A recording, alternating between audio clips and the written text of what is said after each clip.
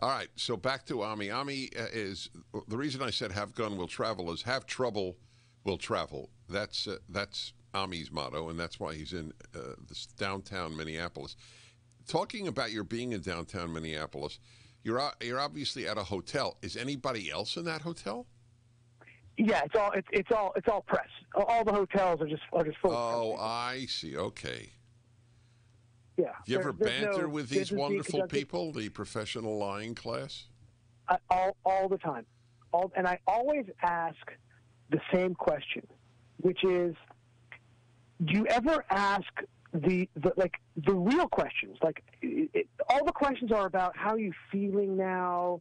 What's your opinion on what's happening with? I mean, they never I've shot a video that just released today, right? And I went to the George Floyd Memorial where the protesters are, and I asked the real questions. I brought out what they really feel.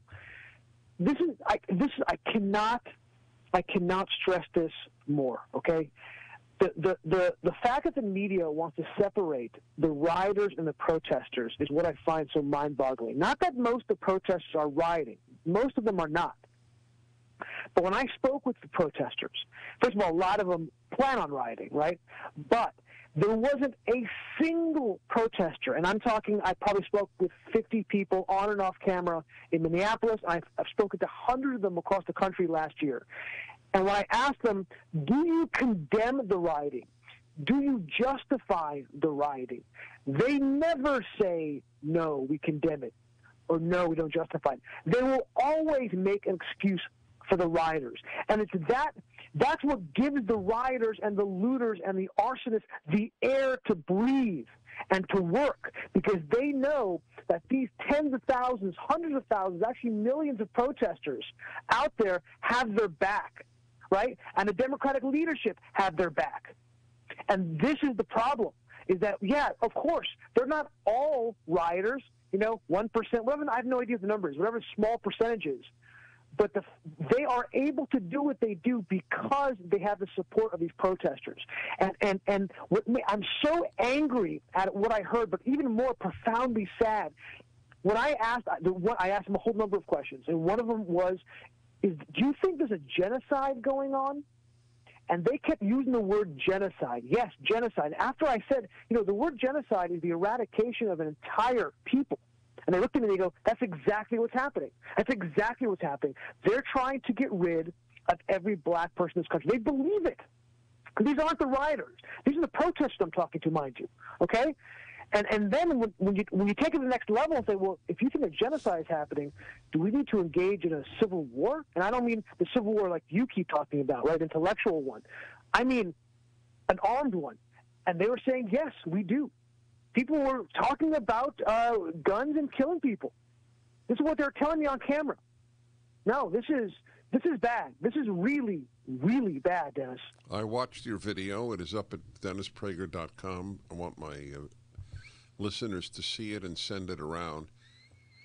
You asked these questions that you just mentioned, and, for example, how many blacks are killed each year by the police? Thousands. Unarmed blacks. Thousands. What is the actual number that we have? I'm sorry? In 2020, the number is 18. And by the way, of the 18, I looked into every single one of them.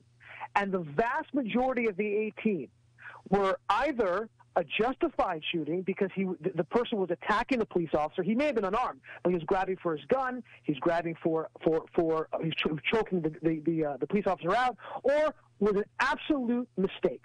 Right, somebody who had a cell phone in his hand or something else in their hand, which wasn't a weapon, but the police officer thought it might have been in the dark. So the vast majority, so that 18 isn't even the right number, because the vast majority of them were mistakes or actually justified. So the numbers of actual unarmed killings, I can only find really one that was just inexcusable. Right? Maybe two. This is all manufactured by the left-wing media of the United States, the mainstream media. They should be called the New York Times riots, the New York Times deaths. Oh, they actually are. They actually, because the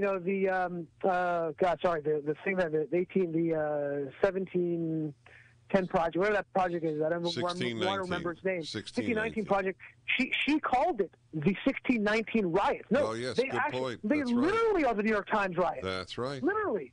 And they're proud of it. That's right. This is what we're having. It's all based on lies. The hatred of America on the left and on the black left is all based on lies. I've said this my whole life. Lies are the root of evil. We'll be back.